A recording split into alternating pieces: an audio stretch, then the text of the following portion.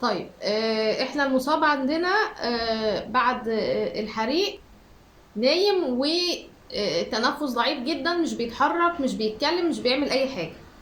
طيب ده كده محتاج ان هو ننعش القلب ونلحقه قبل ما تيجي الاسعاف. طبعا احنا قبل كل الحاجات ديت لازم نتصل بالاسعاف، بس احنا بنعمل الحاجات الاوليه اللي لما تيجي الاسعاف تكمل عليها بقى وتظبط الدنيا. الحاجات دي ممكن تنقذ بيها مريض، او تنقذ حد قريب منك او كده، فلازم يبقى عندنا علم بيها. طبعا هنا خلاص المصاب اهو قدامنا، فاحنا شايفينه مش بيتنفس، فهنبتدي نشبك ايدينا كده عند صدر المصاب ونبتدي نضغط 1 2 3، ونستمر في الضغط من حوالي من 11 مرة ل 16 مرة في الدقيقة.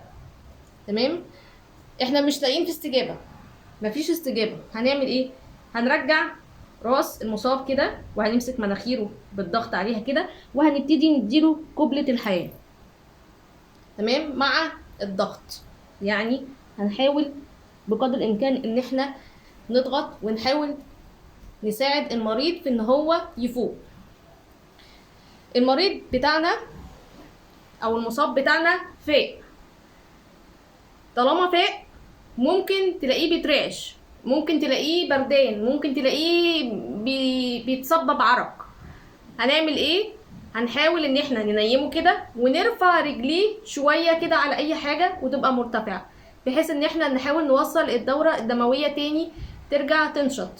تمام. خلاص عملنا كده، بنبتدي بقى نميل المصاب كده على جنبه ونحط ايده تحت راسه ونحاول نرجع راسه لورا شويه.